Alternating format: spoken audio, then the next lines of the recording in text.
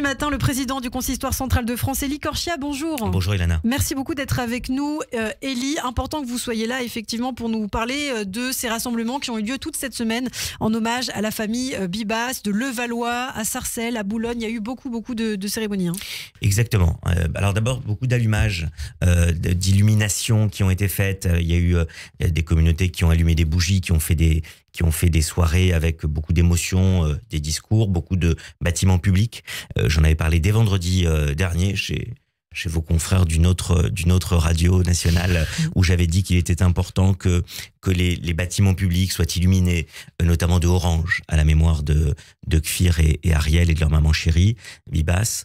Ça avait été le cas dès le début, par exemple dans le sud-ouest, à Bayonne et puis à Biarritz, et puis on l'a vu ensuite durant les jours qui ont suivi. Je pense notamment à l'Assemblée nationale, c'est un signal fort, à la Tour Eiffel bien sûr, à la mairie de Paris, mais à beaucoup d'hôtels de ville. Je vois par exemple l'hôtel de ville de La Baule, en Loire-Atlantique, illuminé de orange, mais ça a été le cas de beaucoup d'endroits. Plus de 50 mairies ont décidé d'illuminer d'orange ou de mettre du orange sur leurs bâtiments.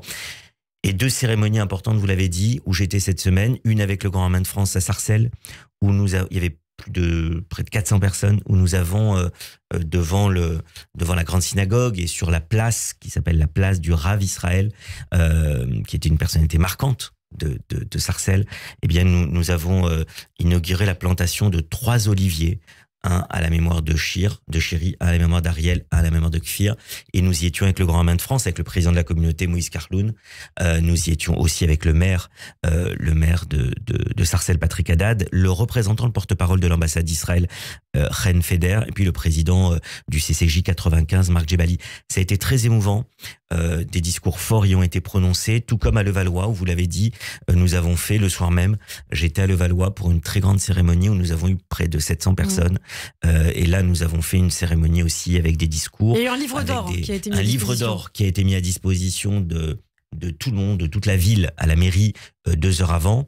Et puis en plus, après, avec tous les élus municipaux, avec le sénateur, le vice-président du Sénat, Roger Carucci, nous avons à la fois prononcé des discours, le chanteur David Lous qui a fait des interprétations de psaumes, et puis un lâcher de ballon, comme à Sarcelles, un lâcher de ballon orange, et toute la façade de la grande synagogue de Levallois pendant une semaine jusqu'à la fin de la semaine de deuil est illuminée de orange. C'est aussi très émouvant. Et puis on en a parlé avec Christophe au lendemain des funérailles des Bibas. On a entendu Rima Hassan nier l'assassinat justement de la famille Bibas. Vous souhaitiez aussi revenir là-dessus? Oui, parce que c'est important de dire cette imposture de LFI. Derrière Rima Hassan, il y a le parti, il y a LFI qui cautionne, qui laisse faire cette députée européenne qui n'a de sens que d'agir dans une haine d'Israël par rapport à cela.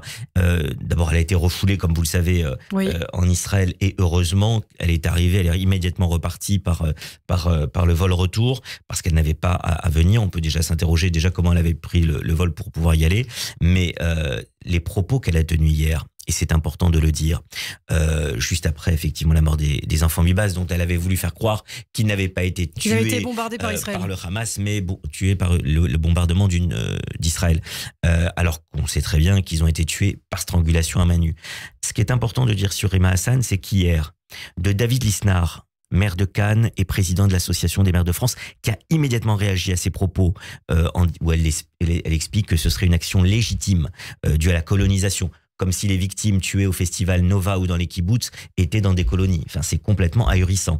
De David Lisnard à Bruno Retailleau, qui a fait un signalement de l'article 40 en tant que ministre de l'Intérieur, en passant par un grand nombre de députés qui ont aussi fait un signalement de l'article 40 à la procureure, c'est important de dire que ça ne va pas rester comme ça et qu'il faut combattre aussi ces déclarations. Alors pour terminer, il nous reste 1 minute 30, Élie. Vous souhaitiez parler de ce livre, ce grand livre, oui, Le cas David Zimmerman. Mon conseil de lecture de ce vendredi, c'est un très beau roman graphique, sans doute l'un des plus beaux de l'année, édition Sarbacane, qui soigne ses éditions et qui nous a livré une BD remarquable, un roman graphique, plus de 300 pages, Le cas David Zimmerman, des frères Harari. Lucas Harari, qui avait déjà signé deux romans graphiques que je recommande, l'un qui s'appelle L'aimant, l'autre qui s'appelle La dernière rose de l'été. C'est un dessinateur qui a une patte incroyable, qu'on reconnaît tout de suite, et son frère Arthur Harari, qui pour la première fois collabore avec lui et l'aide au scénario, apporte son aide au scénario. Lui qui, avec sa compagne Justine Triet, a fait le scénario d'Anatomie d'une chute, l'un des chefs-d'œuvre récents du cinéma français.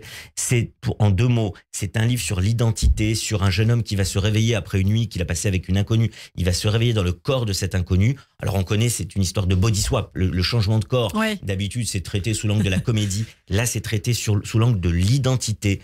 Qu'est-ce qui fait l'identité de quelqu'un, avec un thriller un petit peu psychologique qui est remarquable. C'est à la fois intimiste, c'est à la fois un récit initiatique, c'est à la fois ce qui fait la mémoire et l'identité de la personne, de ce David Zimmerman qui va vouloir aller à la recherche de lui-même et essayer de retrouver finalement à travers son corps sa personnalité, lui qui est bloqué dans l'identité d'une autre. C'est un livre incroyable. Quand on y rentre, on est totalement pénétré par cette histoire et on veut absolument découvrir ce qui va se passer. Mais c'est vraiment intéressant et c'est un climat, c'est une ambiance qui est décrite, notamment de Paris. Les parents de Arthur et Lucas Harari sont des architectes et on retrouve cet amour des bâtiments parisiens et de l'architecture dans ce livre. Eh bien, une bonne lecture pour Shabbat aux éditions Sarbacane, le cas Zimmerman. Merci beaucoup, Élie Korchia. Je vous dis à la semaine prochaine. Shabbat Shalom.